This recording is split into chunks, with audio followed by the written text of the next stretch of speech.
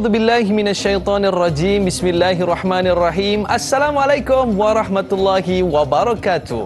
Alhamdulillahirabbil alamin wassalatu wassalamu ala asyrafil anbiya'i wal mursalin wa ala alihi washabbihi ajmain. Amma ba'd. Alhamdulillah, anda bersama saya Dai Aiman dalam Tanyalah Ustaz, biar tahu jangan keliru. Apa khabar para penonton sekalian? Harapnya semua dalam keadaan sihat-sihat sejahtera di dalam payungan rahmat Allah Subhanahu wa taala. Baik para penonton, tak lama lagi kita bakal menyambut bulan Ramadan yang penuh dengan keberkatan, penuh dengan maghfirah, penuh dengan rahmat Allah Subhanahu wa taala. Persoalannya, menanti tibanya Ramadan ini, apakah yang perlu kita lakukan? Apa persiapan kita dan apakah yang perlu kita lakukan bila mana tibanya bulan Ramadan? Begitu mengupas topik kita pada hari ini, kita bawakan kepada anda Al-Fadhil Ustaz Muhammad Syamsul Hakim Abdul Samad. Apa khabar Ustaz? Alhamdulillah, sihat-sihat saja Dai Aiman. Alhamdulillah. Boleh datang sini dengan senyuman tu,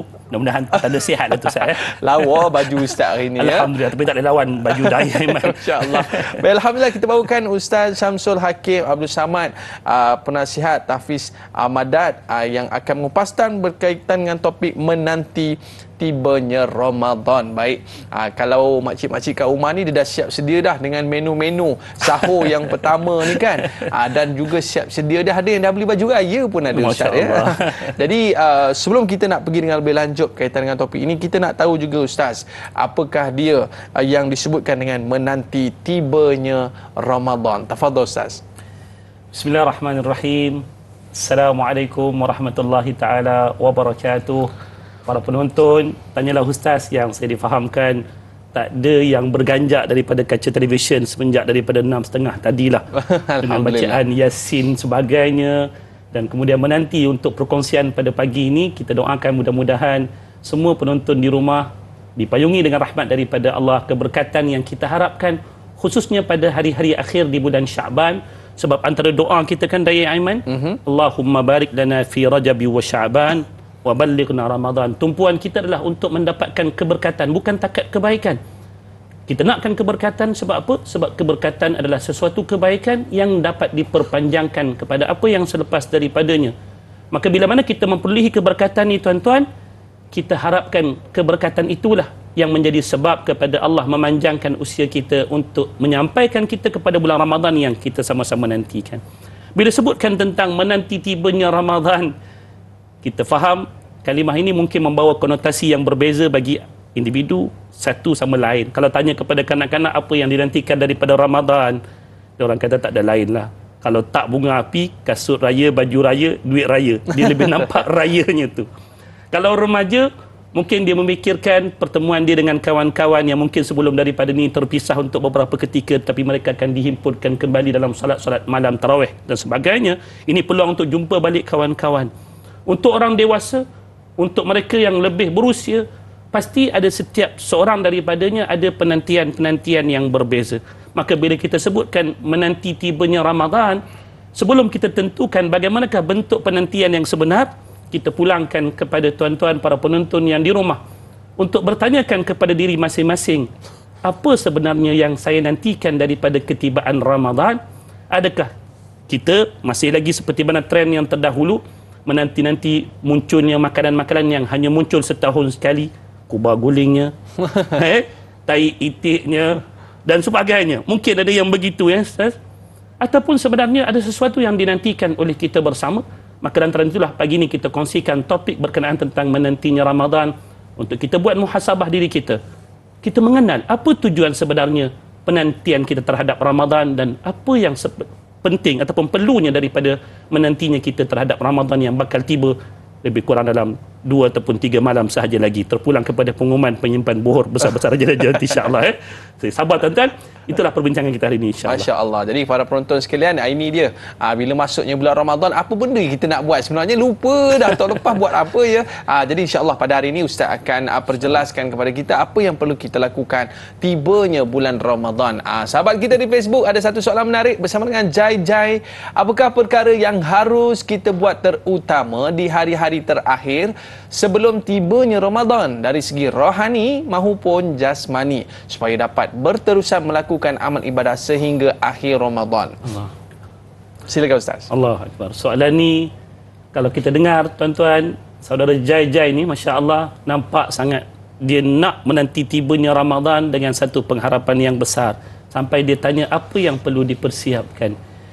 Kita sebutkan tadi, kalau kita tanyakan soalan ni kepada semua masyarakat kita, mungkin ada jawapan yang berbeza. Tapi alangkah baik kalau kita melihat ia daripada perspektif orang-orang yang telah mendahului kita dengan kebaikan. Siapa dia? Nabi, para sahabat, tabi'in serta orang-orang yang saleh. Sebab kalau kita tanyakan kepada orang yang silap, mungkin dia jawab, tunggu apa lagi, inilah peluang untuk jual kuih raya. Bukan salah, tidak. Tetapi adakah itu matlamatnya? Pasti berbeza. Maka pada setiap tujuan daripada penantian Ramadan ini, pasti ada persiapan yang berbeza. Maka bagi orang-orang saleh, persiapan mereka itu tak lain tak bukan adalah persiapan untuk nak menyambut ketibaan satu waktu yang terbaik yang Allah sendiri menyebutkan kebaikannya kepada kita dalam ayat 185 surah Al-Baqarah. Itulah bulan yang turun padanya Al-Quran, syahrul Ramadan alladhi unzila fihi Al-Quran. Itulah bulan yang Allah turunkan padanya Al-Quran dalam memberi erti kata apa yang Allah perintahkan daripada perintah puasa untuk kita puasa serta amal ibadat yang mengiringinya nanti. Ia adalah satu waktu yang begitu istimewa sehingga kan Allah memilih untuk menurunkan kalamnya yang paling mulia pada waktu tersebut. Maka tuan-tuan, pastilah persiapan kita, kalaulah orang kata, Dai Aiman dah berkeluarga belum? Alhamdulillah. Alhamdulillah. Mesti kita teringat saat kita menanti hari bahagia kita tersebut. Paling kurang sebulan, 2 bulan sebelum daripada tarikh hari bahagia tersebut, kita menyambut akannya Raja Sahari satu ketika dahulu. Kita semua ni tuan-tuan, persiapannya subhanallah dahsyat, daripada kad kahwinnya, daripada bunga telurnya, bunga manggarnya, apa lagi, jamuan-jamuan yang bakal disediakan, persiapannya orang kata tip top. Lalu untuk Ramadan yang lebih istimewa daripada waktu-waktu yang lain yang takkan terperoleh ini, apa persiapan yang perlu kita siapkan? Yang pertamanya tuan-tuan, siapkanlah jiwa kita untuk Ramadan. Sebab kalau kita tak ada hati kita untuk Ramadan, maka sebenarnya kita tak pernah bersedia apa-apa. Jangan sampai bila masuk saja malam pertama di bulan Ramadan, ada yang baru terpinga-pinga melihat ramainya kunjungan manusia ke rumah Allah yang namanya masjid ataupun surau. Kenapa ramainya manusia malam ni? Baru tersedar, rupa-rupanya kita telah pun menjengah malam yang pertama di bulan Ramadan. Orang lain yang sedar, kita yang masih lagi alpa. Maka siapkan jiwa kita untuk Ramadan, bahawasanya kita memang benar-benar berharap daripada Allah seperti mana doa yang telah kita panjatkan sebelum daripada ini. Kita minta sungguh-sungguh kan, wa ballighna Ramadan, ya Allah sampaikanlah kami pada bulan Ramadan yang mulia ini. Kalau kita tak ada jiwa, nak doa pun tak. So petunjuk bagi persiapan jiwa ialah kita siapkan yang pertamanya pengharapan kita dalam doa-doa yang kita panjatkan pada Allah. Jangan berhenti selagi mana kaki kita belum lagi menjengah akan Ramadan, belum lagi memasuki fasa-fasa Ramadan sehinggalah kepada penghujungnya, angkatlah tangan kita kepada Allah. Sebab kita tahu nyawa kita, takdir ajal dan juga kehidupan kita adalah pada sisi Allah. Apa yang kita mohon mudah-mudahan direstui oleh Allah Subhanahu wa taala. Kita bimbang kalau kita alpa, kita lupa akan permintaan ini, mungkin dipendekkan nyawa kita lebih awal daripada itu, seperti mana sebahagian sahabat-sahabat kita yang tak sempat pun bertemu dengan Ramadan. Yang keduanya tuan-tuan, ada masa lagi untuk kita persiapkan minda kita. Minda kita ni kita perlu siapkan. Apa persiapan bagi minda kita? Ilmu. Kita tak nak ilmu kita tentang Ramadan sama seperti mana kita berusia 6-7 tahun dulu, yang tahu tak perlu makan, tak perlu minum sahaja. Sedangkan kita tahu tuntutan puasa itu bukan semata-mata yang namanya menahan diri daripada lapar dan juga dahaga. Perkara ini telah pun disebutkan oleh Nabi SAW, amaran bagi mereka yang mungkin ada kekurangan pada sudut ilmunya, maka dia berbuat apa yang diperbuat oleh orang-orang kebanyakan, menahan semata-mata menahan diri daripada lapar dan juga dahaga. Sedangkan apa yang disebutkan oleh baginda Nabi, rabbas saimin laisa lahu min siyamihi illa al-ju'i wal 'atash. Berapa ramai daripada kalangan mereka yang berpuasa tidak ada habuan bagi diri dia, melainkan dia cuma lapar dan juga dahaga. Sebab dia cuma lapar dan juga dahaga. Adapun orang lain bukan takat tahan diri daripada makanan juga minum. Mereka membangunkan akan Ramadan ini dengan sebenar-benarnya, mengharapkan ganjaran daripada sisi Allah Subhanahu wa taala, pasti tak sama. Maka tuan-tuan, dalam kesempatan 2 hari ini, cubalah semak-semak balik pembelajaran tentang puasa yang sebenarnya. Puasa yang disebutkan oleh para ulama, antaranya Al-Imam Al-Ghazali rahmatullahi taala alaih, bahawasanya peringkat puasa itu adanya tingkatan-tingkatannya. Ada yang dikatakan puasa orang awam, bagaimana orang yang dikatakan puasa orang yang khawas, orang yang istimewa, special dah, next level. Ada yang dikatakan lebih special lagi, hawasil khawas. So inilah yang kita nak belajari, apa yang dikatakan puasa yang sebenar, insya-Allah. Dan persiapan yang berikutnya iaitulah persiapan jasmani. Ini juga penting, seperti mana dalam doa yang pernah dipanjatkan oleh para sahabat ridwanullahi taala alaihim, Allahumma sallimni li Ramadan wa sallim Ramadana li wa tasallamhu minni mutaqabbala. Kita minta daripada Allah, ya Allah, sejahterakanlah kita untuk Ramadan. Kalau badan dah sakit-sakit, perut tak sempat Ramadan lagi, dah gastrik, agak-agak macam mana kita nak tempuhi Ramadan, cuba cek balik urutan ubat-ubat kalau kita perlukan ubat-ubatan. Bertemulah dengan pakar kesihatan untuk mengetahui tahap kesihatan semasa, bagaimana kita nak overcome masalah-masalah kesihatan pada bulan Ramadan, sehinggalah kepada persiapan jasmani itu, ia juga dituruti dengan persiapan rohani itu sendiri. Antara persiapan rohani, tuan-tuan, jangan lupa perbanyakkan istighfar, taubat kita pada Allah. Pasal apa? Kita nak ringankan beban dosa kita yang kita tahu antara menjadi penyebab kepada terbantutnya amal kita, tertangguhnya amal kita, bermalas-malasan kita dengan amal ibadah. Salah satu sebab dia adalah sebab tubuh kita ni berat dengan dosa. Wal'iyazubillah. Persiapkanlah rohani kita dengan apa yang disyadangkan ini, walaupun sebenarnya kalau kita nak perincikan panjang lagi, tapi kalau dapat siapkan 4 ini pun, insya-Allah mudah-mudahan waktu azan maghrib yang pertama nanti kita akan dapat memasuki fasa Ramadan dengan jayanya biidznillah taala. Masya Allah Ustaz. Jadi itu dia persiapan jiwa, persiapan akal, daripada sudut persiapan jasmani yang perlu kita siapkan sebelum masuknya bulan Ramadan. Sahabat kita di Facebook nak tanya satu soalan Ustaz, bersama dengan Masrifah Nur Jamain. Apakah doa yang harus kita ucapkan bila mendengar azan maghrib di malam Ramadan yang pertama? Silakan Ustaz. Subhanallah. Kalau kita dengarlah berkenaan tentang doa-doa ni, pelbagai doa kita boleh doakan, kita faham doa ni adalah sesuatu yang kita boleh umumkan dan kita boleh khususkan. Apa maksud umum? Kita boleh berdoa dengan apa sahaja doa-doa yang baik, apa yang tuan-tuan harapkan daripada Allah untuk ketibaan Ramadan, mintalah daripada Allah sungguh-sungguh sebelum daripada sekalian yang lain. Maksudnya apa yang datang daripada sisi Allah itu pasti terbaik, maka kita minta terlebih dahulu kepada Allah Subhanahu wa taala, sebab kita tak tahu bagaimanakah perjalanan Ramadan itu secara keseluruhannya, melainkan bila mana kita sampai di hujung.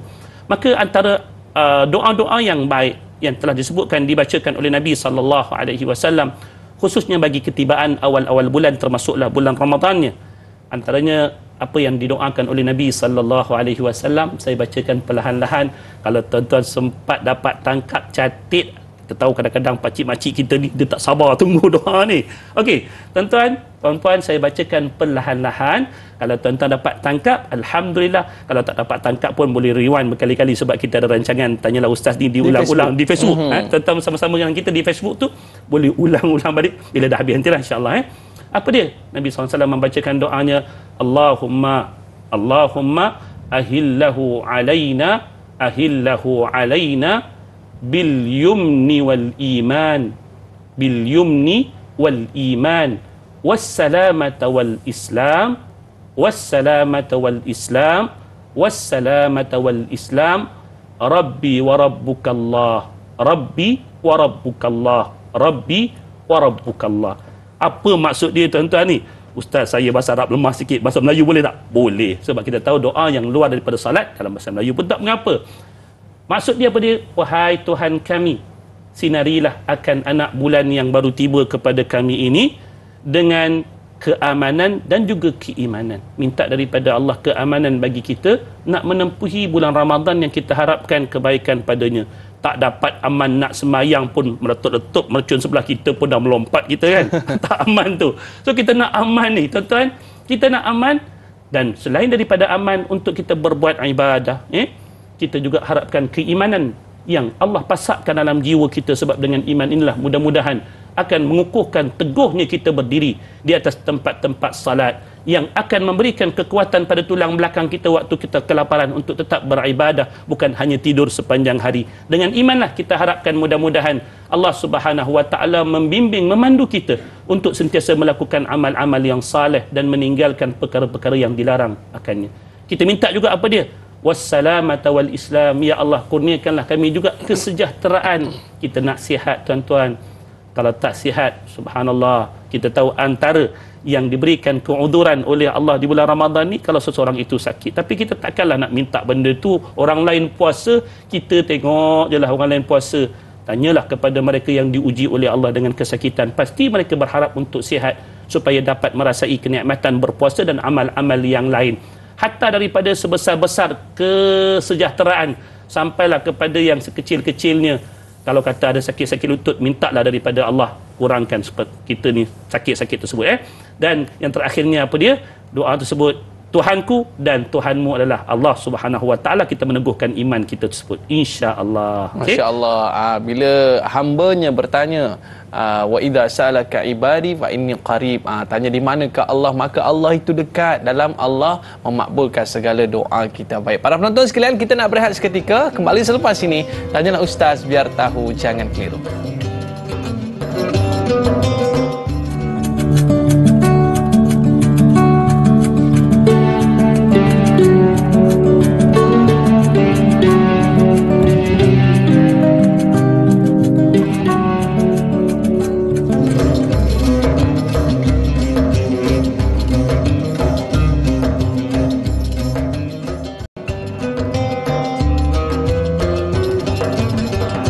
Kembali dalam Tanyalah Ustaz biar tahu, jangan keliru. Kita membincangkan satu topik yang cukup menarik berkaitan dengan menanti tibanya Ramadan bersama dengan kita Al-Fadhil Ustaz Syamsul Hakim Abdul Samad. Baik Ustaz, bila kita sebutkan tentang menantinya bulan Ramadan, pasti ramai yang merindukannya.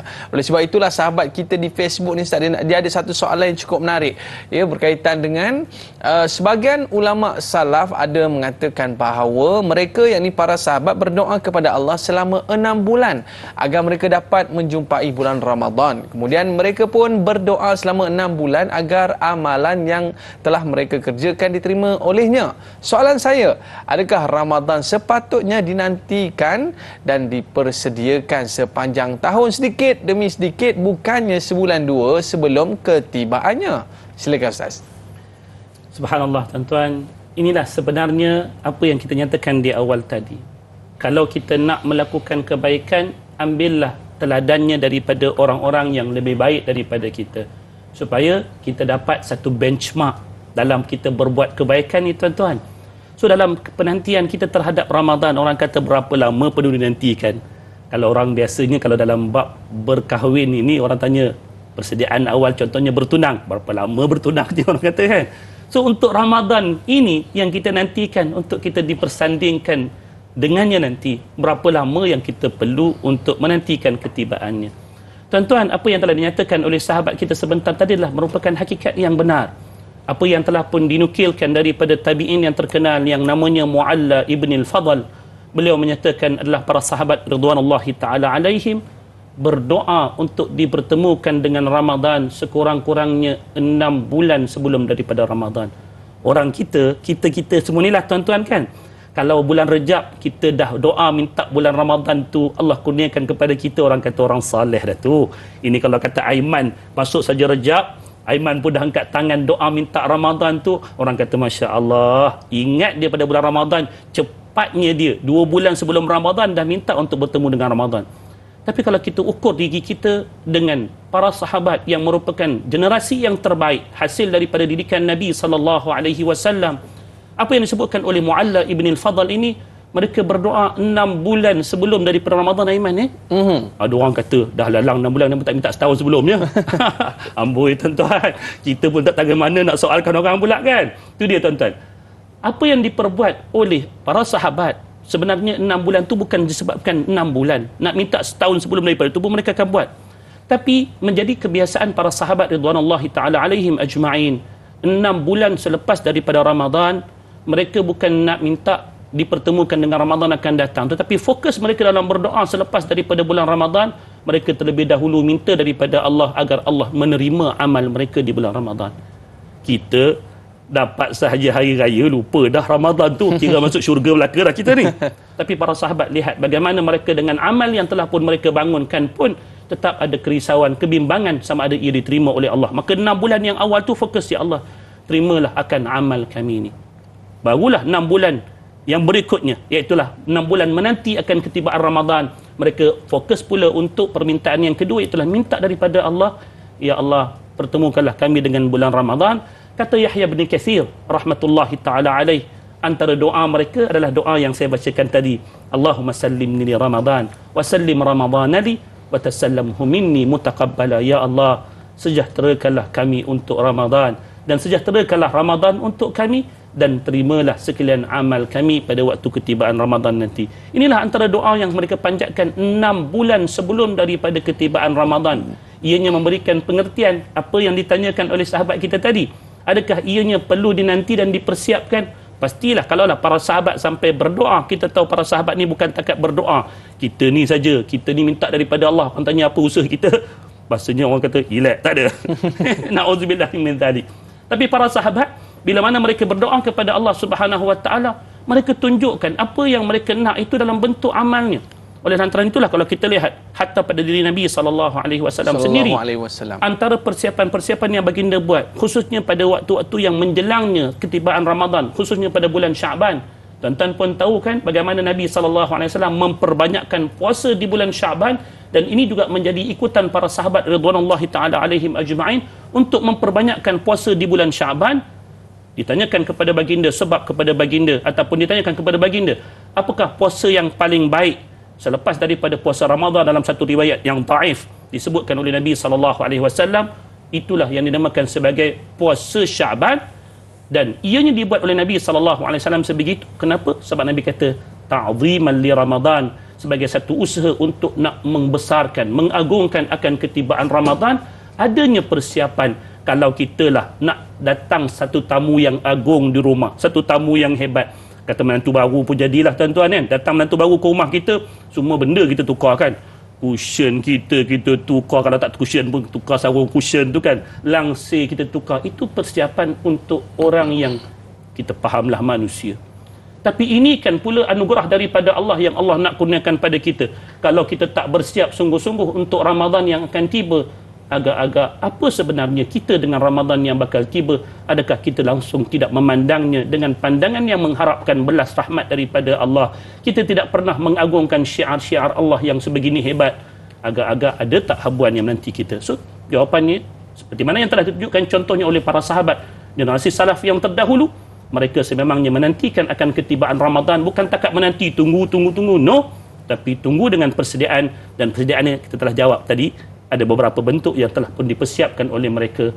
Tuan-tuan, puan-puan, 2 hari yang berbaki, siapkanlah diri kita sebaiknya untuk menerima kehadiran tamu kita yang agung, bulan Ramadan yang Allah berikan kemuliaan padanya, dan bagaimana kita nak bertamu di sisinya nanti juga. Ini juga penting untuk kita persiapkan. Jangan siapkan untuk Ramadan semata-mata, tapi siapkan juga diri kita sendiri bagaimana untuk nak bertamu dalam dakapan Ramadan yang bakal tiba satu masa nanti, insya-Allah. Masya-Allah, bersiap sedia sebelum datangnya bulan Ramadan. Itu dia. Terutama sekali persiapan hati, persiapan amalan kita bila mana kita masuknya bulan Ramadan nanti. Sahabat kita di Facebook bersama dengan Aisyah Ica. Pertanyaan saya, pelbagai perasaan timbul bila menjelangnya Ramadan. Ada yang gembira dan tidak kurang pula ada yang merasa cemas dan resah. Mengapa boleh berlakunya? Ramadan disambut kedatangannya dalam 2 keadaan yang berbeza dalam kalangan umat Islam. Mohon pencerahan Ustaz. Allahu Akbar. Ini satu benda yang subhanallahil azim, satu muhasabah sebenarnya tuan-tuan juga puan-puan. Bila mana disebutkan Ramadan kepada kita, apa reaksi kita? Adakah bila mana disebutkan Ramadan, muka kita tersenyum lebar, gembiranya kita dengan kehadirannya, ataupun kita sebaliknya? Kalau kita lihatlah apa yang pernah dikongsikan daripada hadis Nabi sallallahu alaihi wasallam berkenaan tentang perkara ini. Nabi pernah menyatakan dalam satu hadis yang diriwayatkan oleh Imam Ahmad, bahawasanya adhallakum hadha asy-syahr, adhallakum syahrukum hadha bi makhlufi Rasulillah sallallahu alaihi wasallam, ma marra bil mu'minina syahrun khairul lahum wala bil munafiqina syahrun syarrul lahum. Dalam sabda Nabi SAW, walaupun hadis ini adalah merupakan hadis dhaif riwayat Imam Ahmad, tetapi ia sebagai satu muhasabah untuk kita. Nabi kata, telah pun datang kepada kalian bulan yang telah pun datang dengan perkhabaran daripada Nabi SAW berkenaan tentang kebaikan-kebaikan yang terkandung di dalamnya, tuan-tuan. Kita tahu benda ni sekian lama. Siapa yang tak tahu tu orang kata ganjil dalam suasana Malaysia lah. Sebab apa? Kita dapat rasakan bila mana kita memasuki bulan Ramadan ini, nampak perubahan kita dan juga masyarakat. Nampak lebih tenang, nampak lebih cool, nampak lebih baik lah ceritanya. Tapi bagi manusia ini, mereka itu tergolong kepada dua kumpulannya. Tidak berlangsungnya, kata Nabi SAW, kedatangan bulan ini bagi sisi orang yang beriman itu, ia adalah bulan yang terbaik bagi dirinya. Lantaran itulah kita pernah mendengar bagaimana ada di kalangan salafus salih yang berharap, harapan sajalah, kita tahu benda ni takkan tertunai sebab itu ketentuan daripada Allah Subhanahu Wa Taala. Mereka berharap Ramadan itu menjadi sampai setahun lamanya. Tapi kita yang datang sebulan ini pun, bagi kita yang beriman, kita harapkan bila mana datangnya bulan ini, bagi orang beriman dia kena tampilkan rasa itulah sesuatu yang terbaik untuk dia, khairul lahum. Wala bil munafiqina illa syarrul lahum. Melainkan ada sisi yang lain, na'udzubillahi min dzalik, kita tak nak kita ni tergolong dalam kumpulan manusia ini yang disebutkan sebagai golongan munafik, wal'iyadu billah. Datangnya Ramadan, susah hati dia, ustaz. Dah tak boleh lagi nak makan, dah tak boleh lagi nak minum, dah tak boleh lagi nak ikut kemahuan hawa nafsunya pada ketika tersebut, disusah hati. Sedangkan kita kata Ramadan yang datang bagi sisi orang beriman, inilah peluang bagi kita memperbaiki diri kita. Ada salah silap, ada kekurangan, kita mesti nak tambah baik dengan kehadiran Ramadan, sebab kita tahu tak ada masa yang lain yang lebih baik daripada Ramadan. Allah permudahkan kita macam-macam cara. Syaitan dibelenggu, orang-orang kebanyakan daripada kita ini ataupun masyarakat telah sama-sama membantu kita untuk nak dapatkan masa yang terbaik. So kalau kita tak rebut peluang ini, rugi dan rugi. Itu ceritanya, Ustaz. Betul, Ustaz. Dia orang takut, bukan apa, Ustaz? Takut baju jadi kecil, Ustaz. Oh, Allah Akbar. Bukan baju jadi kecil, baju jadi longgar. Okey, kita ada pemanggil di talian. Assalamualaikum. Siapa di talian? Waalaikumsalam warahmatullahi wabarakatuh. Daiman, saya Ismail dari Sungai Buloh. Okey, silakan. Okey, terima kasih. Assalamualaikum, Ustaz. Okey, soalan dia, Ustaz. Menanti tibanya Ramadan, apakah yang seharusnya kita lakukan andai kata Ramadan ini yang terakhir buat kita? Itu soalan saya begini. Terima kasih. Assalamualaikum warahmatullahi wabarakatuh. Macam manalah kalau kita dapat bayangkan, Ustaz, ya, tahun ini mungkin Ramadan tak akhir buat kita. Kita jawab selepas ini. Para penonton jangan ke mana-mana, kembali selepas ini. Tanyalah Ustaz, biar tahu, jangan keliru, jangan ke mana-mana.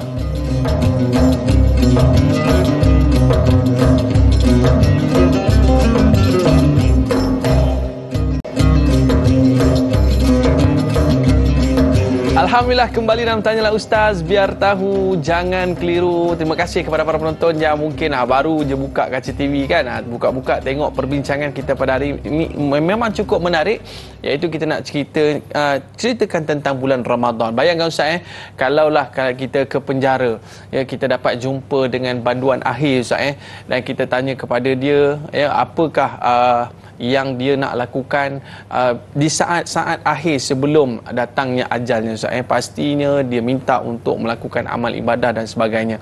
Begitu juga kita, para penonton sekalian, bila datangnya Ramadan pada kali ini dan bayangkan kita berada pada Ramadan yang terakhir, bagaimanakah perasaan yang perlu kita bawa dalam keadaan ini, Ustaz? InsyaAllah baik pada yang bertanya ataupun baik juga pada soalan yang ditanyakan. Masya Allah, saya doakan mudah-mudahan yang bertanya ni orang yang saleh, orang yang sentiasa mengharapkan yang terbaik daripada amal diri dia. Sebab orang yang dapat melakukan amal yang terbaik ini biasanya adalah orang yang terbiasa untuk meletakkan kematian itu berada di hadapan dua matanya ini, tuan-tuan. Kalau kita dengarkan apa yang disebutkan tentang didikan Nabi SAW bagi memperkasakan amal-amal kita, contohnya pada amal salat kita. Tak kala mana Nabi SAW mengimamkan salat baginda menyebutkan kepada makmum yang di belakang, apa dia Nabi kata? Salli salatal muwaddi', sembahyanglah kalian seperti mana salat terakhir bagi orang yang akan meninggalkan dunia sebentar nanti. Walaupun kita tak tahu bila kita akan meninggal dunia, sama ada yang terhampir ataupun yang terkemudian, kita tahu dengan membayangkan bahawasanya kematian itu sangat hampir kepada kita, ini sebagai satu bentuk motivasi untuk diri kita mendapatkan amal yang terbaik. Sebab mana mungkin orang yang tahu sebentar nanti dia akan kembali kepada Allah, sedangkan yang akan dipersoalkan kepada dirinya bukan daripada bahagian dunianya, yang akan ditanyakan kepada dirinya adalah bahagian akhiratnya, bahagian amalnya. Apa yang telah kalian hadapkan untuk Allah Subhanahu wa taala? Ma qaddamtu li hayati, apa yang telah aku persiapkan untuk aku persembahkan daripada kehidupanku untuk Allah Subhanahu wa taala. Waktu itulah kita tahu kalau siapa-siapa yang mampu untuk menghadirkan perasaan yang sebegini, pasti Ramadan itu akan jadi Ramadan yang terbaik. Tapi soalannya yang ditanyakan kepada kita, macam mana agak-agaknya tuan-tuan kalau Ramadan ini Ramadan yang terakhir untuk kita? Soalan ini kalau saya tak jawab sekalipun, saya yakin tuan-tuan, puan-puan, para penonton yang dirahmati Allah tahu untuk berbuat apa yang sepatutnya bagi orang-orang yang bakal berhadap dengan kematian beberapa ketika. Tuan-tuan, jujurnya tuan-tuan, saya cuma nak bawakan satu kisah yang benar daripada apa pengalaman yang pernah saya tempuhi dalam hidup saya. Kisah yang mudah-mudahan dapat menjawab persoalan yang ditanyakan. Satu ketika, saya ada seorang kenalan ataupun saya sebutkan jiran lah, senang cerita. Beliau ni ada kedai makan, tuan-tuan. Dalam sepanjang hayatnya di bulan Ramadan biasanya disibukkan untuk melayani keperluan para pelanggan beliau, untuk makan, minum, berbuka dan sebagainya sampailah kepada waktu sahur. Dan kedai makan dia ni memang antara kedai makan favorit saya satu ketika dahulu. Balik kuliah malam-malam tu saya mesti singgah, sebab apa? Dia punya nasi goreng dia memang terbaik lah. Sedap akak ni masak. Tapi satu ketika beberapa waktu sebelum tibanya Ramadan, saya sempat makan di kedai beliau. Dan pada ketika itu sempatlah berbual bila mana saya makan lewat malam sikit. Kakak tu kata pada saya, dia kata, Ustaz, tahun ni saya tak buka tahun Ramadan. Saya kata, kenapa kak? Ada masalah apa-apa ke? Ada masalah kewangan sebagainya ke? Tak, dia kata, akak cadang tahun ni akak nak balik kampung. Kenapa kak? Ada masalah apa ke? Tak.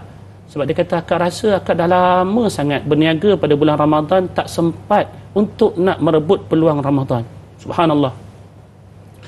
Saya kata, macam tu ke? Mudah-mudahan tak apalah kak. Mudah-mudahan Allah berikan yang terbaik untuk akak. Macam mana pula dengan rezeki akak nanti? Tak apa, kata akak dah ready dah. Setahun yang lepas lagi akak dah ready untuk Ramadan kali ini, memang akak nak all out untuk Ramadan. Subhanallah tuan-tuan. Saya kata tak apa, mudah-mudahan kita jumpa lagi depan Ramadan kak dengan abang dia, dengan suami dia sebagainya. Saya kata jumpa nanti depan Ramadan. Lepas daripada Ramadan, saya datang kepada kedai dia untuk saya jamu makanan, jamu selera di sana. Tapi takdir Allah SWT, kedai dia tak buka.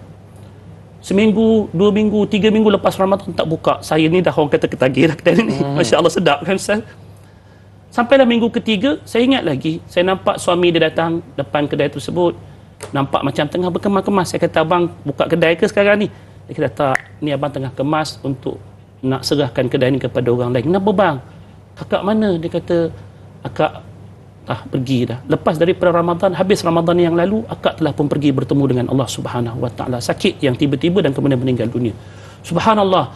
Saya terkejut. Saya terpana, saya kata subhanallah, betapa insan ini mudah-mudahan insan yang baik, yang mana Allah berikan taufik dan hidayah kepada dia untuk mempersiapkan Ramadan yang terakhir itulah Ramadan yang terbaik untuk dia. Yang sebelum daripada itu dia tak berkesempatan, tuan-tuan. Tapi adakah kita juga akan memperolehi peluang yang sama kalau kita tidak pernah merencana apa untuk Ramadan dalam pertimbangan kita? Mudah-mudahan itulah amal terbaik yang pernah kita kecap dalam hidup kita, dengan cara kita membayangkan bahawa Ramadan ini mungkin Ramadan yang terakhir. Mungkin untuk saya, mungkin untuk tuan-tuan dan juga puan-puan, persiapkanlah apa yang sepatutnya dipersiapkan untuk orang yang bakal berangkat sebentar nanti, tuan-tuan. Wallahu ta'ala. Masya-Allah, la yastakhiruna sa'atan wa la yastaqdimun. Dia kematian ni Ustaz dia tak pernah tunggu walaupun sesaat, ataupun dia tak pernah lewat walaupun sesaat Ustaz. Boleh jadi saya yang muda-muda ni boleh jadi pergi dulu Ustaz. Kan? Begitu juga moga Allah merahmati makcik tukang masak tu kan, di syurga nanti kan. Amin. Tapi Allah bagi peluang dan Allah bagi satu kesempatan, orang kata kesempatan untuk dia mengakhiri kehidupannya dalam bulan Ramadan. Masya-Allah. Baik, kita ada soalan di Facebook bersama dengan sahabat kita Sahziatul Sidik. Bagaimana untuk menghiasi hati agar sentiasa bersangka baik sesama manusia? Kerana hati ini sukar dikawal dengan sikap amarah, riak, bongkak dan iri hati pada sesama manusia agar hati yang bersih itu berkekalan setelah masuknya bulan Ramadan. Tadi Ustaz punya poin yang pertama tadi berkaitan dengan persiapan hati tadi Ustaz. Betul. Tuan-tuan juga puan-puan yang dirahmati Allah, kita tahu bila sebutkan tentang Ramadan, inilah sebuah madrasah ataupun sebuah pusat latihan. Dari mana dia ada pusat latihan tahfiz dia tu, masya-Allah kan. Ada pusat jagaan warga tua, kita faham tempat untuk melatih kita untuk berbuat baik ni kan. So Ramadan inilah peluangnya. Dan kita sebenarnya bila sebutkan tentang Ramadan, ia bukan sekadar satu peluang untuk kita berbuat amal-amal zahir, itu amal jasad, amal tubuh, salat kita, puasa kita. Tapi Ramadan sebenarnya adalah merupakan satu peluang untuk kita mendidik jiwa ataupun hati kita, tuan-tuan. Apakah tidak? Puasa itu sendiri kita tahu adalah satu perkara yang sangat-sangat special. Dia tak macam kita buat salat. Kalau buat salat orang nampak. Dirikan salat maksud saya, orang nampak, oh dai Aiman salat. Kita bayar zakat, orang nampak. Kita pergi haji, lagi-lagi nampak. Siap buat kenduri lagi sebelum pergi, contohnya lah kan. Tapi kalau puasa ni tuan-tuan, siapa yang nampak? Siapa yang nampak? Itu sebab dalam hadis Nabi SAW, apa yang disebutkan daripada Allah Subhanahu Wa Taala, apa yang Allah kata, inna siyamuli wa ana ajzibi, yang dinamakan puasa itu sesungguhnya untuk aku. Sebab siapa pun tak tahu, kita baru lepas suap karipat dalam mulut, dalam bilik air ke tempat-tempat mana sembunyi-sembunyi itu kan, keluar-keluar bilik air, buat lembek kan, puasa ni, sedangkan kita telah pun mencuaikan puasa tersebut. Siapa tahu? Tak siapa tahu. Inilah merupakan waktu peluang untuk kita mendidik jiwa kita ini. Pada puasa yang kita datangkan pada pengertian yang sebenar, bukan takat lapar dan juga dahaga, kita jaga diri kita daripada segala larangan Allah. Antara larangan Allah, Allah tak bagi hatta dosa-dosa yang melibatkan jiwa kita. Tak boleh nak buruk sangka dengan manusia. Kita dah dengar daripada firman Allah pada suratul Hujurat, ya ayyuhalladzina amanu jitanibu katsiran minadh-dhann, wahai orang yang beriman, jauhilah kebanyakan daripada sangkaan. Yang mana kebanyakan daripada sangkaan itu adalah daripada bahagian dosa yang kita tahu benda yang salah, tak boleh. Jaga hati kita daripada riak, yang kita tahu orang-orang yang akan dihadapkan pada hari akhirat, dengan mereka itu akan dicampakkan amalan-amalan mereka ke muka mereka, adalah daripada orang-orang yang berlaku riak di dunia. Na'udzubillah. Allah kata, kamu nak sangat pujian manusia, dah dapatkan. Ambil amalan kamu, ambil, campak dalam neraka. Nak ke kita jadi orang riak? Tak mau. Tapi semua benda ini, tuan-tuan, ia mestilah bermula daripada usaha kita untuk hati kita. Bagaimana kita nak ikhlaskan setiap amal kita. Salat kita itu untuk Allah. Allah sebut, fasalli li rabbik. Dirikanlah akan salat itu bukan untuk sesiapa, tapi untuk Tuhan kita. Tolonglah jangan buat untuk orang lain. Sebab apa? Kalau kita buat untuk orang lain, apa yang kita akan dapat? Pujian manusia. Berapa lama manusia akan puji kita? Tapi kalau Allah yang puji kita, Allah yang recognize amalan kita, agak-agak apa balasan yang menanti kita, tuan-tuan? Puasa kita untuk siapa? Adakah semata-mata untuk orang? Kalau kita puasa untuk orang, apa yang kita dapat? Zakat kita, sedekah kita untuk siapa? Rugi kalau kita buat untuk manusia. Buatlah semuanya untuk Allah. Dan dengan ikhlas yang kita perpanjatkan inilah, mudah-mudahan Allah membimbing hati kita untuk melakukan pekerjaan yang baik, dan Allah menjauhkan kita daripada keburukan. Syaitan pun surrender dengan orang ikhlas ni kan. Syaitan pun surrender. Illa ibadaka minhumul mukhlasin. Melainkan hamba-hambamu yang mereka itu daripada kalangan orang-orang yang ikhlas. So mulakanlah dengan ikhlas. InsyaAllah ikhlas itulah yang akan membimbing kita untuk menjauhi segala keburukan dan kejahatan bagi hati.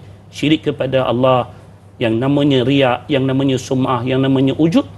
Permulaannya adalah usahalah, buatlah apa amal di bulan Ramadan, ikhlaskanlah diri kita untuk Allah Subhanahu Wa Taala. Itu cerita. Itu dia. Yang penting ikhlas dalam kita melakukan amal ibadah kepada Allah Subhanahu Wa Taala. Baik, Ustaz, kita ada pemanggil talian. Assalamualaikum. Siapa di talian? Assalamualaikum warahmatullahi taala wabarakatuh. Imam Hanifah berapa yang Masya-Allah. Apa khabarmu? ya, alhamdulillah Tuhan bagi kita semua memodoalah semua Amin, kita amin. biarlah Tuhan bagi sampai kita punya hajat Ramadan ni. Amin. Tapi InsyaAllah, mamunya, amin. Tuhan mamu dah puasa dah 3 bulan, tapi mamu duduk nanti yang sebulan punya puasa lagi. Tapi ada ibadat mamu yang 3 bulan tu mamu tak sampai, mamu nak Tuhan tak beri hajat mamu puasa yang Ramadan ni, yang 3 bulannya puasa, adakah Tuhan nak terima dengan masuk Ramadan yang tu? Tapi lagi satu soalan, yang banyak orang duk tunggu nak menyaga ajalah. Bukan doa lagi, anak-anak nak buat apa tahun ni, nak menyaga, nak jadi bahagia. Yang itulah soalan mamu. Mintalah mamu, nasihatlah kat mamu, apa-apa nasihat doa kat mamu, dia sampai memumi hajat nak Ramadan ni. Assalamualaikum warahmatullahi taala wabarakatuh. Waalaikumsalam warahmatullahi wabarakatuh. Tu dia, mamu 3 bulan dah ready dah. Allah. Sebelum masuk Ramadan, Ustaz, adakah Allah boleh terima amalan tersebut, Ustaz? Allah. Tuan-tuan, inilah antara kita doakan mudah-mudahan menjadi teladan buat kita. Khususnya untuk orang-orang muda, untuk melihat bagaimana komitmen orang-orang yang telah pun berusia. Kalaulah orang-orang berusia ni kita tahu sifat lemah tubuh itu sentiasa ada. Kita yang Tuhan bagikan kesihatan ni kalau tak dapat buat macam mamu ni paling kurang adalah sikit usaha kita. Nanti ditanyakan oleh Allah pada usia muda kita ni apa yang telah kita perbuat daripada kebaikan. Kalaulah dengan nikmat muda kita, dengan nikmat kuat ini kita tak dapat siapkan yang terbaik, agak-agak apa yang menanti kita. Ala kulli hal, saya ucapkan tahniah kepada Mamu Hanafiah yang telah pun menyiapkan dirinya dengan yang terbaik. Kalau tanya pada saya adakah Allah terima ataupun tidak, saya pun tak tahu sebab amal kita itu adalah untuk Allah dan kita doakan mudah-mudahan Allah menerima sekalian amalan kita dan kita doakan mudah-mudahan Allah terima segala amal Mamu dan juga kita semua biiznillah taala. Itu sebab kita ceritakan tadi macam mana para sahabat ridwanullahi ta'ala alaihim lepas daripada Ramadan. Siapa yang lebih baik amalannya daripada para sahabat? Nabi saja. Kita ni jauh ketinggalan. Tapi pada orang yang kita tahu amalan mereka itu amalan yang terbaik pun, selepas daripada mereka mengerjakan amalan-amalan tersebut, permulaan bagi segala-galanya bukan mereka itu berbangga dengan amal tersebut, tidak, na'udzubillahi min dzalik. Tapi masing-masing punya ketakutan seperti mana ketakutan Mamu tadi. Adakah Tuhan terima kita? Kebanyakan daripada manusia kadang-kadang tertipu, ataupun sebahagian daripada manusia sebahagiannya tertipu dengan amalnya. Bila mana dia buat amal, dia ingat amal itu telah pun menjadi segala-galanya untuk diri dia. Sedangkan selepas daripada amal kita dikerjakan, ada bahagian yang lain yang perlu kita fikirkan, iaitulah seperti mana yang difikirkan oleh Mamu kita, adakah ianya diterima. Maka tuan-tuan, lepas daripada sesuatu amal itu dibangunkan, doalah daripada Allah untuk Allah terima. Apa antara doa yang baik? Kita biasa baca Rabbana taqabbal minna du'aana. Kalau kita baca doa lah, Rabbana taqabbal minna du'aana innaka antas sami'ul alim wa tub alaina ya maulana innaka antat tawwabur rahim. Kalau kita baca untuk amal-amal yang lain, antara doa-doa yang baik, Allahumma taqabbal minna salatana. Ya Allah, terimalah akan salat kami, amalan salat kami ini. Wa siyamana, kalau kita puasa. Wa qiyamana, kalau kita qiyamul lail. Tak payah doa untuk orang menerima amal kita. Maksudnya apa dia? Tak payah bagi tahu semalam saya qiyamul lail loh. Itu kita harapkan penerimaan manusia. Penerimaan manusia, tuan-tuan, apa yang disebutkan oleh Imam Syafi'i rahmatullahi taala alaih, radhan nasi ghayatan la tudrak. Apa yang nak dicapai daripada sukanya manusia dengan kita, terimanya mereka terhadap diri kita, satu matlamat yang takkan tercapai. Tapi pada sisi Allah yang Maha mengetahui segala apa yang kita perbuat, disebutkan dalam firman-Nya, wa qul i'malu fasayarallahu amalakum wa rasuluhu wal mu'minun. Apa yang Allah perintahkan kepada kita, katakanlah kepada mereka, wahai Muhammad, beramallah akan kalian. Kita buat amal kita sungguh-sungguh untuk Allah, dan insya-Allah satu masa bila mana kita bangkit nanti Mamu dan juga kita semua, ianya akan tetap dipersaksikan oleh manusia. Walaupun manusia tak tahu, tuan-tuan. Hari ini manusia tak nampak pun apa amal kita.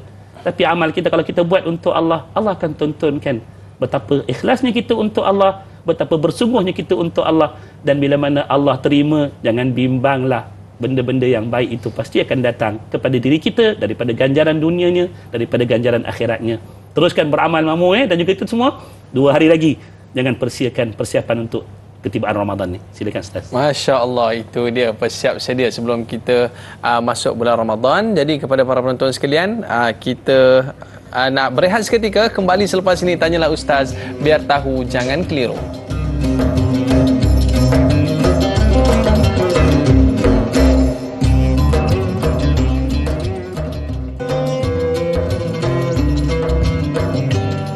Bulan Ramadan, bulan yang berkat, bulan rahmat dan bulan utama. Pahala digandakan, doa diterima.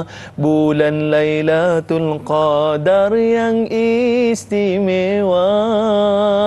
Alhamdulillah, kembali dalam Tanyalah Ustaz, biar tahu jangan keliru. Terima kasih kepada para penonton yang terus setia bersama dengan kita dalam Tanyalah Ustaz pada hari ini, membincangkan tentang apakah dia persiapan kita masuk bulan Ramadan kan. Apakah plan tindakan kita bila masuk bulan Ramadan. Jangan masuk bulan Ramadan terkejut pula. Alamak, rasanya baru Ramadan. Masuk pula Ramadan lagi kan. Kita tak nak seperti itulah. Baik Ustaz, kita dalam topik perbincangan menanti tibanya Ramadan kan. Kita nak tanya kepada Al-Fadhil Ustaz, bila junjulung kalinya kita tahulah Masjid Madat ni bakal beroperasi pada 1 Ramadan ini bersamaan 23 Mac 2023. Pastinya banyak rancangan dalam mengimarahkan Masjid Madat ini. Tak kiralah daripada segi program-program agama, program-program keilmuan, kemasyarakatan dan sebagainya telah disusun untuk bulan Ramadan ini. Mungkin Ustaz boleh kongsikan apa di antara aktiviti ataupun program yang menarik yang dilaksanakan di Masjid Madat ni Ustaz? Masya Allah, bukan dekat Aiman saja nak tahu para penonton kita yang mengikuti rapat perkembangan Murtaza Dakwah Center ataupun Madat tahu bahawasanya antara usaha yang sedang giat dijalankan ni nak menyiapkan masjid kita yang merupakan mercu tanda yang utama bagi Murtaza Dakwah Center ini. Kita nak bangunkan sebuah masjid yang mana di situlah akan menjadi pusat pengimarahan Ramadan biidznillah taala. Tuan-tuan, tinggal sikit saja lagi ni tuan-tuan untuk nak kita siapkan ni untuk kita nak menyambut ketibaan Ramadan, dan jangkaannya insya-Allah Ustaz tanggal 1 Ramadan nanti ianya akan dapat kita gunakan. So kita bukan takat sediakan untuk semata-mata namanya masjid, tetapi kita nak imarahkan dia. Bina masjid satu tanggungjawab dah, nak imarahkan dia lagi besar-besar, lagi besar tanggungjawab ni. Sebab apa? Ini amanah daripada tuan-tuan dan juga puan-puan untuk kita nak jayakan sesuatu yang mendatangkan khairat, kebaikan kepada semua penyumbang-penyumbang kita dan juga semua yang setia untuk nak menyokong usaha-usaha dakwah yang sebegini. Maka untuk Ramadan ni tuan-tuan, alhamdulillah, pastilah yang paling utamanya persiapan Ramadan kita. Tuan-tuan yang tahu tentang persiapan kita ni, alhamdulillah. Yang tak tahu, susunan imam-imam yang dijemput untuk tarawih kita tu orang kata bukan jalan-jalan. Antaranya Ustaz Muzammil Hasbi, siapa yang kenal alunan suaranya yang lembut, lemak tu, subhanallah. Saudara Hanan Attaqi, peminat Hanan Attaqi ni ramai Ustaz. Follower dia juta-juta Ustaz. Hebat. Siapa yang nak bertemu dengan Hanan Attaqi, insya-Allah salah satu daripada malam Ramadan akan datang. Ada juga yang minat dengan Ustaz Syukri Ali, Sudais Malaysia. Itu pun dalam senarai kita. Alhamdulillah, insya-Allah dia akan hadir biidznillah taala. Selain daripada Syekh Abdul Karim yang baru tadi kita dengar suara dia tadi kan. Itu pun juga insya-Allah akan jadi jemputan kita untuk imam.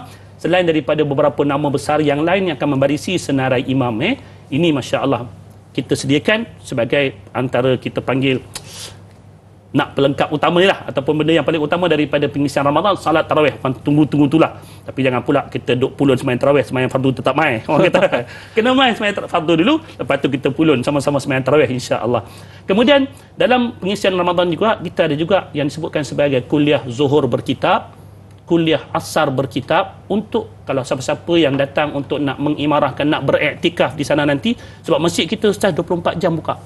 So pengisian dia penuh. Siapa yang nak duduk iktikaf di sana, ada pengisian zuhurnya kuliah berkitab, asarnya kuliah berkitab. Dan untuk tuan-tuan, bulan Ramadan ni bulan Al-Quran kan, kita ada tadarus Al-Quran remaja, warga tua, kanak-kanak, semuanya kita buat dalam kumpulan-kumpulan yang berasingan untuk nak memberikan keselesaan kepada tuan-tuan nak tadarus Al-Quran sama-sama nanti kan. Semua ni antara pengisian-pengisian Ramadan yang kita sediakan insya-Allah di masjid yang akan dibangunkan ataupun yang akan kita mulakan pengimarahannya nanti insya-Allah 1 Ramadan biidznillah taala. Sikitlah kita bercerita, kalau ikut banyak lagi Ustaz. Ya, Ustaz. Cukup masa nanti kan. Jadi saya rasa macam terujalah Ustaz nak pergi ke Masjid Madat ni Ustaz. Mungkin Ustaz boleh update sikit tentang pembinaan masjid itu sendiri kepada para penonton. Mungkin ada yang nak berinfak pada hari ini Ustaz. Tuan-tuan, macam janji kita insya-Allah, janji ni janji tetap kita ikat dengan Allah Subhanahu Wa Taala. Insya-Allah 1 Ramadan ni kita akan guna. Berapa hari lagi? 2 hari saja lagi. Maksudnya peringkat, hanya tinggal lagi peringkat terakhir insya-Allah untuk sentuhan dalaman, interior design kita tengah siapkan untuk persembahkan apa yang terbaik daripada hiasan dalamannya. Semuanya telah pun diusahakan yang terbaik biidznillah taala, bukan takat sebut yang namanya binaannya saja Ustaz. Sampai tandasnya pun insya-Allah cantik InsyaAllah. Masya-Allah. Saya sendiri pun tak dapat nak bayangkan macam mana, tapi saya difahamkan tandasnya itu 5 star insya-Allah. Mana boleh tidur kat dalam tu. Bukan tujuannya suruh tuan-tuan tidur, tidak tuan-tuan, tapi kita nak tunjukkan bahawasanya itulah Islam. Ustaz, di atas buku Ustaz tu, buku apa tu Ustaz? Okey, tuan-tuan dan puan-puan, kalau tuan-tuan dan juga puan-puan melayari website kita www.madatcenter.com untuk tujuan mengambil tahu tentang bagaimanakah kaedah sumbangan untuk nak menyokong. Kita rayu sangat-sangat untuk bahagian yang terakhir daripada persiapan untuk masjid kita ni. Kalau tuan-tuan nak bersama-sama nak letakkan saham untuk akhirat kita tu, tuan-tuan boleh rayu www.madatcenter.com. Di situ ada maklumat semua untuk kita nak berwakaf ke bersedekah sebagainya. Tapi dalam masa yang sama, seperti mana kita pernah maklumkan, di sana ada e-book percuma. Antaranya yang comel-comel ni tuan-tuan, tuan-tuan boleh download secara percuma. Yang ada di tangan saya ni yang bercetak lah. Tapi kalau tuan-tuan nak dapatkan, nak kita hantar tempat tuan-tuan ni agak sikit ni lah, sukar untuk sampaikan. Tapi tuan-tuan pergi ke www.madatcenter.com. Di situ tuan-tuan boleh tahu tentang sumbangan. Diikuti dengan, di sana tuan-tuan boleh dapatkan e-book yang percuma, seperti mana e-book yang comel ni, dari Kids Ramadan, khusus untuk anak-anak kita nak bersiap dengan Ramadan. Apa yang boleh dibuat, ini dia kita sediakan untuk tuan-tuan percuma. Download di sana insya-Allah. Kalau anak-anak mungkin yang mendengar pada hari ini Ustaz, mereka nak berwakaf untuk mak ayah mereka Ustaz, mungkin Ustaz ada tak cara macam mana mereka nak berwakaf ni Ustaz? Ini dia tuan-tuan, kecil tapak tangan nyiru kami tadahkan tuan-tuan. Tuan-tuan, maklumat yang paling hampir kepada tuan-tuan, gadget kita tu kan, telefon boleh, ataupun tuan-tuan layari www.madatcenter.com. Kami daripada Madat Center membukakan peluang seluas-luasnya. Bukan kita tak nak buat seorang-seorang, alah kau nak bangunkan kau buatlah seorang-seorang, tapi kita nak bukakan peluang untuk semua nak letakkan saham. Bayangkan setiap tempat yang akan manusia bersujud di sana, khususnya pada pengimarahan Ramadan ini, ada sesuatu daripada apa yang telah Tuhan letak, apa yang telah Tuhan letakkan asasnya di sana, agar kita sama-sama beroleh khairat. Yang mana khairat untuk sebegini yang namanya wakaf, kita tahu ia bukan untuk kehidupan dunia sahaja pahalanya, akhirat nanti mudah-mudahan ianya akan menjadi jariah kita Ustaz kan. Bila disebutkan tentang wakaf ni, sesuatu yang tak terhenti dengan matinya seseorang, ianya akan terus dipertahankan. Selagi mana ia dapat dipertahankan daripada sudut kegunaan dunianya, insya-Allah akan ada habuan akhiratnya. Apatah lagi kalau nak bina masjid ni kan, subhanallah, man bana masjidan lillah banallahu lahu baitan fil jannah. Siapa yang bina sebuah rumah di atas muka bumi ini, rumah Allah Subhanahu Wa Taala yang namanya masjid ni, Allah akan bina rumahnya di syurga nanti. Masya Allah Ustaz, kalaulah itu yang menjadi habuannya, pasti ramai nak berinfak pada hari ini Ustaz. Baik Ustaz, kebiasaannya ramai yang akan mohon maaf. Ni ada soalan di Facebook Ustaz, apabila Syawal tiba, adakah digalakkan juga sebelum tiba Ramadan kita bersiap sedia memohon maaf kepada ahli keluarga, rakan-rakan dan masyarakat sekeliling, tidak kira secara lisan ataupun dengan kemudahan internet pada waktu sekarang? Dan apakah kebaikan minta maaf sebelum menunaikan ibadah puasa dalam diri seorang? Biasa pagi raya je Ustaz. Ni tuan-tuan, orang kata minta maaf pagi raya je. Sebab apa? Sebab pada hari tersebut dia ada special dia, apa dia? Kelebihannya, kalau kita minta maaf pagi raya ni, orang tak tanya salah apa. Saya minta maaf zahir dan juga batin, tak ada orang tanya kau buat salah apa dengan aku kan. Kalau hari lain sekarang ni tiba-tiba datang jumpa dengan Aiman, saya minta maaf, salah apa ni, nah ia nak menjawab tu. Tapi ala kulli hal tuan-tuan, kalau kita lihat daripada hadis Nabi SAW, seperti mana yang telah diriwayatkan oleh Al-Imam Al-Bukhari, yang telah diriwayatkan daripada sahabat Nabi Abi Hurairah radhiyallahu taala anhu, apa kata Nabi? Man kanat indahu mazlamatun inda akhihi falyatahallalhu minhu al-yawm qabla an la yakuna lahu dinaru wala dirham. Kata Nabi SAW, barang siapa yang ada kezaliman, kejahatan yang dibuat terhadap saudaranya, maka hendaklah diusahakan untuk dia minta halal perkara tersebut sebelum tibanya satu hari yang mana hari tersebut tidak lagi ada pada dirinya wang emas ataupun wang perak untuk membayarnya. Sebaliknya mereka akan membayar dengan amalan ataupun terpaksa mengambil dosa-dosa orang yang kita berbuat zalim pada diri dia. Bila kita dengarkan hadis ini sempena dengan ketibaan Ramadan tuan-tuan, tadi kita sebutkan antara persiapan Ramadan, kita nak perbanyakkan minta ampun daripada Allah Subhanahu Wa Taala bagi dosa-dosa kita. Tapi kita jangan lupa, dosa kita ni tidak terhad semata-mata dosa kita dengan Allah. Kita ada dosa juga dengan manusia. Dosa dengan manusia ia tak terhapus dengan kita minta ampun pada Allah tuan-tuan. Tapi dosa kita dengan manusia ianya hanya akan diampunkan oleh Allah bila mana diberikan kemaafan oleh orang yang kita berbuat zalim pada dia. Maka dalam kesempatan saya bersiaran ni, saya dah dahulukan dahulu. Siapa-siapa yang saya pernah berbuat zalim pada dia, saya pernah berbuat salah, saya harap sungguh-sungguh akan ada kemaafan yang diberikan kepada saya dan kepada kita semua insya-Allah, supaya bila mana segala dosa kita itu dihapuskan oleh Allah Subhanahu Wa Taala. Mudah-mudahan perjalanan Ramadan kita ini untuk kita nak mengaut kebaikan yang banyak diringankan oleh Allah Subhanahu Wa Taala. Itulah, mudah-mudahan saya pun sama jugalah ya. Kadang-kadang kita tak sedar kita menzalimi orang lain. Betul. Kan. Baik, kita dah tamat dari TV3 para penonton. Terus kekal setia bersama dengan Tanyalah Ustaz. Lagi 30 minit di TV9. Kita berehat seketika, kembali selepas ini. Tanyalah Ustaz, biar tahu jangan keliru, kembali selepas ini.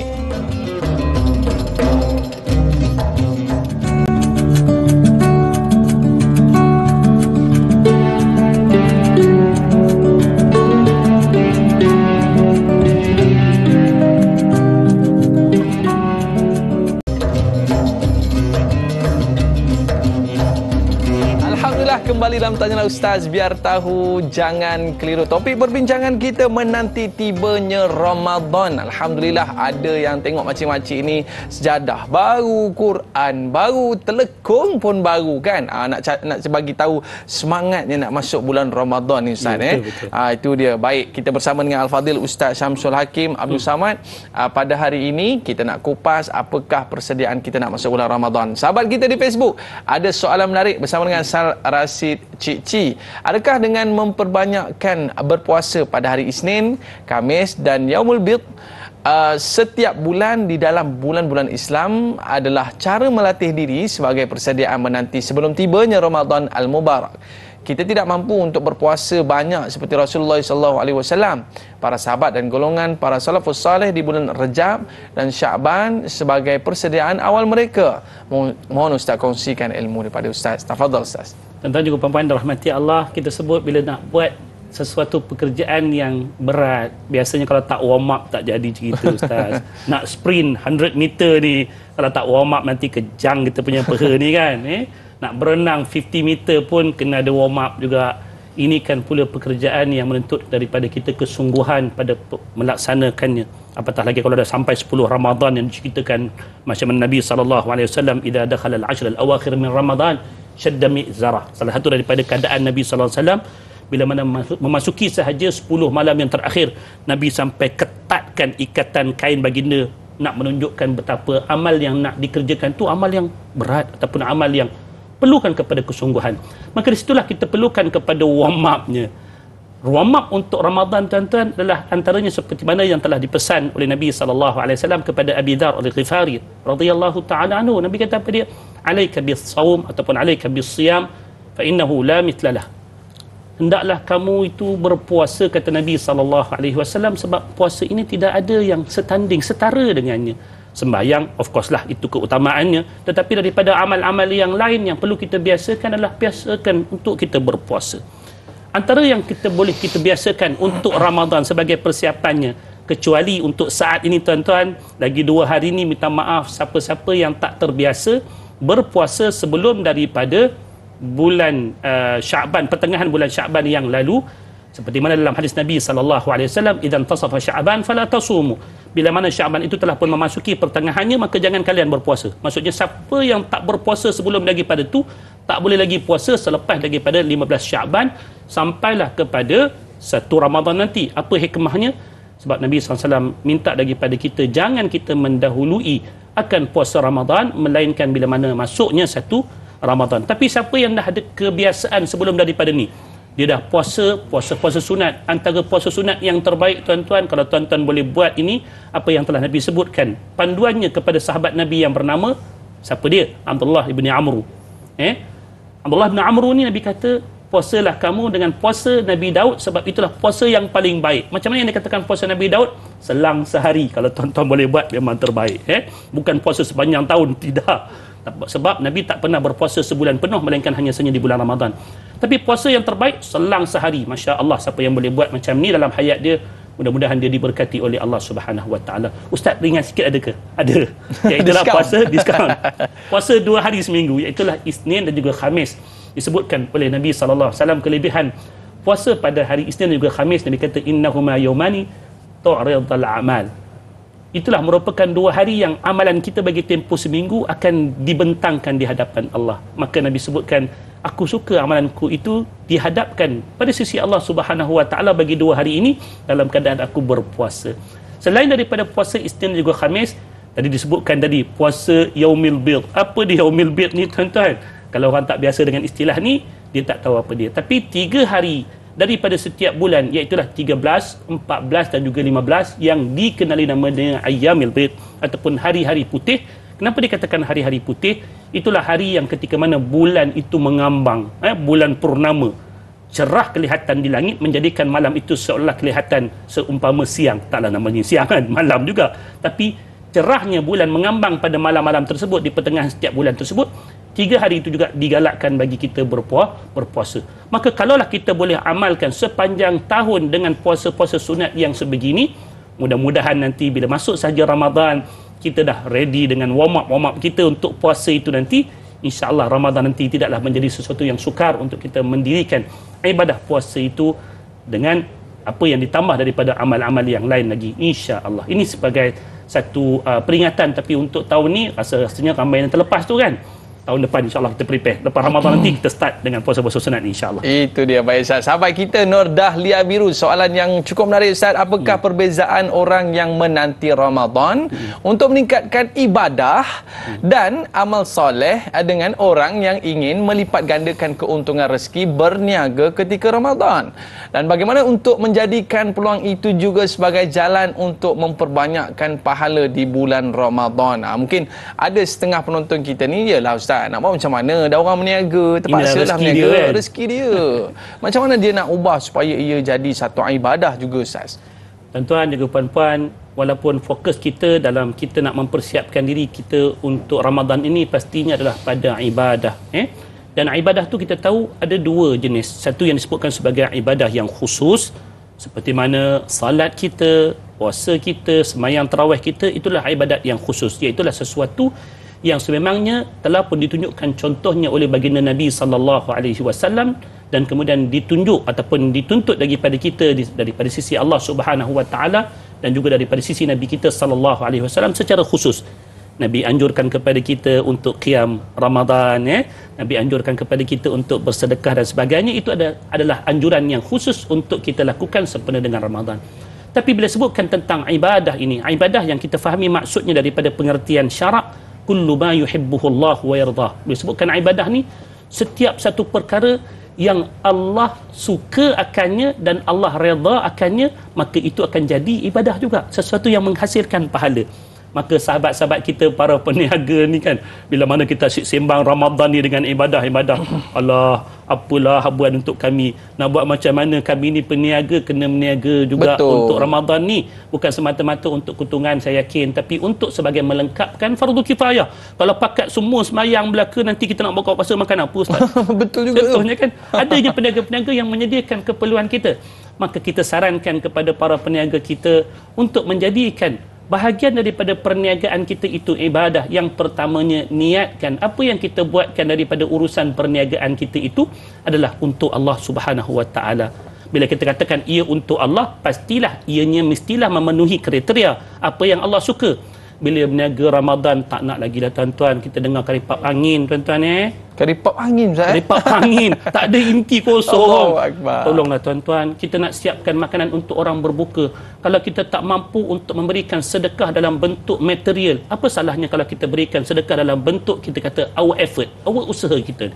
Kita punya usaha ni, kita buat karipap yang elok-elok, kita panggil, cukuplah untuk margin keuntungan kita yang sikit, tapi kita bagi orang buka puasa, dia buka puasa dengan apa yang kita siapkan daripada sedikit effort kita yang kita tambahkan di sana. Dia makan puas, pasti dia doakan kebaikan untuk kita. Kita berniaga dengan patuhi, jujur kita timbang bagi cukup, jangan sampai kita timbang tak cukup, nanti kita akan kena neraka wil tuan-tuan. Na'udzubillahi min dzalik. Orang berniaga jangan sampai lupa sembahyang. Ini bulan Ramadan tuan-tuan, kalau kita tak jaga sembahyang, agak-agak bulan lain boleh jaga sembahyang ke tidak? Tak boleh tuan-tuan. Pendek kata, jalankanlah perniagaan tuan-tuan. InsyaAllah tidak ada salahnya berniaga di bulan Ramadan, tetapi pastikan kita memenuhi standard yang telah pun Allah tentukan bagi kita. Sembahyang mau jaga, penat-penat kita berniaga pun jangan teguk air tengah hari bulan Ramadan tu, time kita puasa kan. Jangan curi-curi, Tuhan nampak. Kemudian jangan menipu pelanggan kita, jangan kita zalim kepada sesiapa. Nanti kalau kita zalim pada sesiapa, susah kita nak tuntut balik apa yang sepatutnya kita berikan daripada hak kita kepada orang-orang yang kita zalimi tuan-tuan. Saya doakan para peniaga kita akan jadi para peniaga yang terbaik, yang memberikan yang terbaik untuk Ramadan. sebagai sebahagian daripada ibadah yang umum yang tetap juga insya-Allah menghasilkan pahala untuk mereka.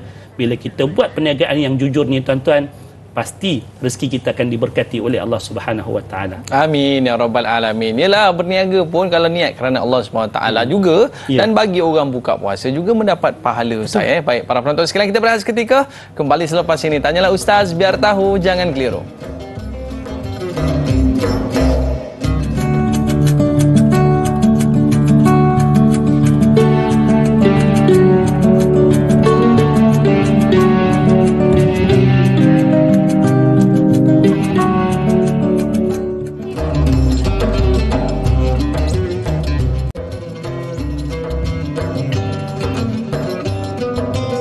Alhamdulillah, kembali dalam Tanyalah Ustaz, biar tahu, jangan keliru. Terima kasih para penonton yang terus kekal setia bersama dengan kita pada hari ini dalam topik perbincangan menanti tibanya Ramadan. Dan saya rasakan Ustaz, tahun ni kemeriahan Ramadan ini semakin hebat, semakin membuak-buak. Sebab apa?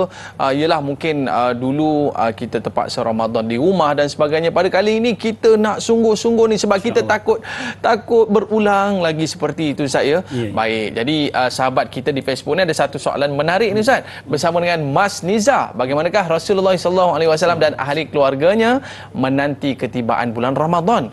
Apakah persediaan awal yang perlu dilakukan oleh pihak pengurusan masjid sebelum kedatangan bulan Ramadan, seperti tadarus, program-program ilmiah bukan khusus untuk jemaah dewasa sahaja tapi semua peringkat umur agar gembira menyambut bulan Ramadan? Silakan Ustaz. Tuan-tuan, bagaimana persiapan Nabi dan juga para sahabat serta tabi'in dan juga orang-orang yang saleh.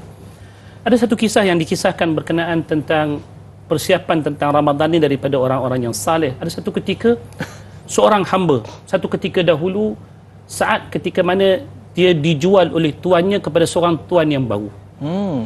Bila dia sampai kepada rumah yang baru yang perlu dia memberikan khidmatnya, dia tengok tuannya itu sedang bersiap-siap daripada makanan dan minumannya untuk Ramadan.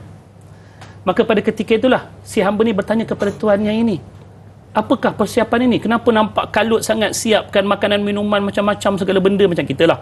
Bila sampai saja hari sebelum daripada Ramadan tu, orang kata pasar raya penuh. Cari ikan masin, telur masin sebagainya kan. Subhanallah. Hamba ni tanya pada tuan dia, apakah persiapan ni? Apa benda yang kamu siapkan sebegini? Jawab tuan dia, ini kita nak siap untuk Ramadan lah. Nanti Ramadan nanti, makanan minuman ini benda keutamaan bagi keluarga kami kan.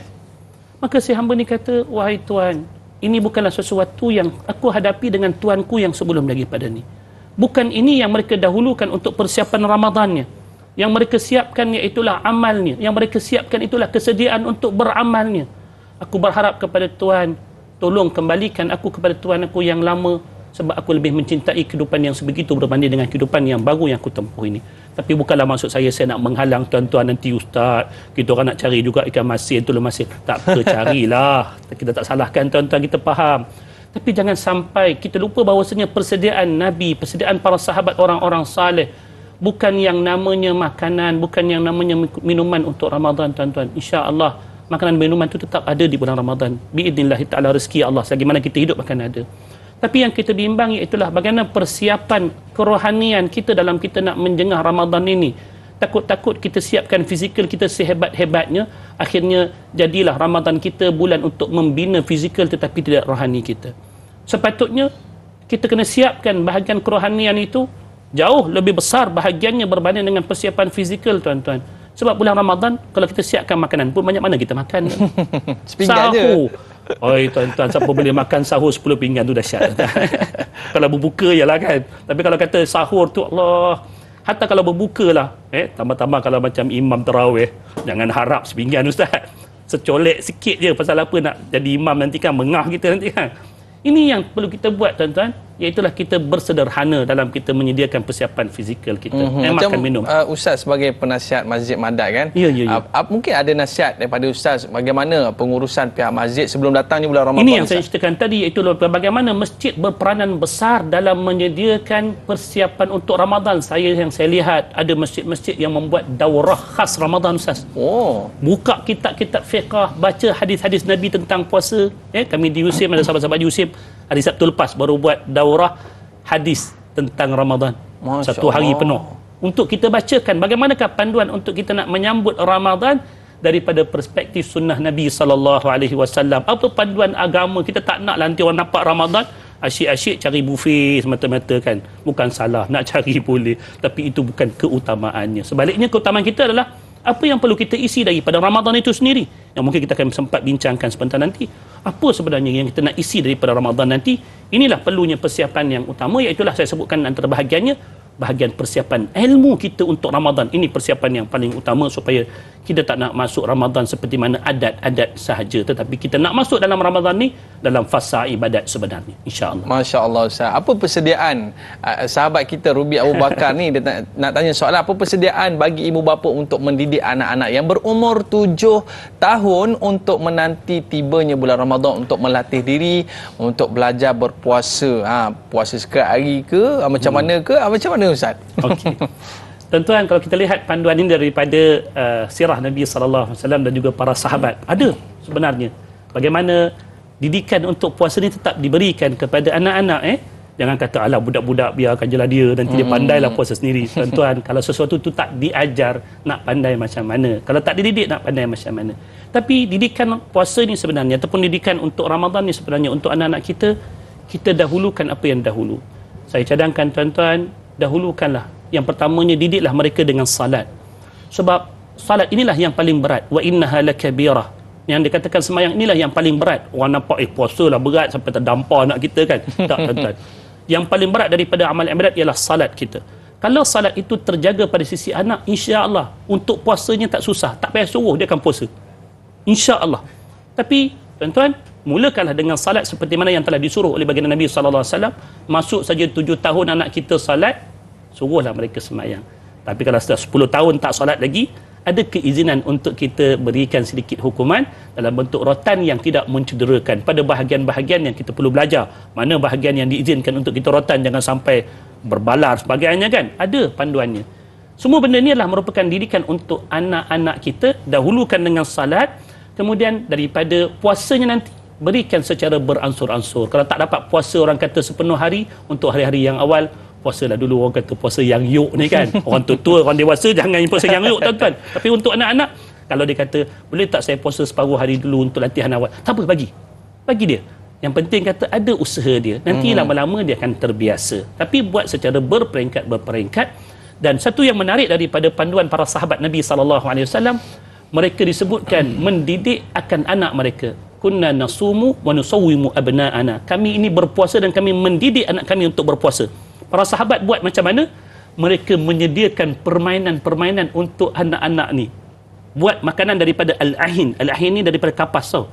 Daripada kain kapas sebagainya. Diorang buat bentuk permainan tersebut. So bila anak-anak ni menangis, dia suakan mainan tersebut supaya anak tu lupa dia lapar, dia sibuk main. Dia tengok dah buka sama-sama. Ini didikan, antara didikannya.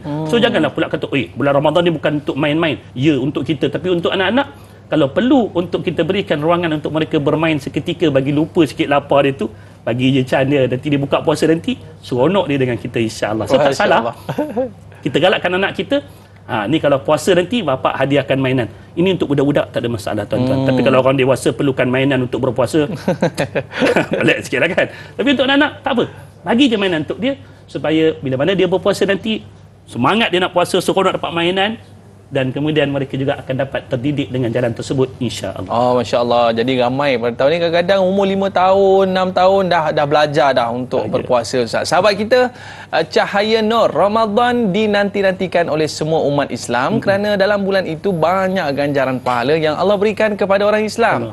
Soalan saya, apakah amalan-amalan yang boleh kita semua fokuskan bermula awal Ramadan sehingga detik-detik akhir pada 10 akhir Ramadan? Silakan Ustaz.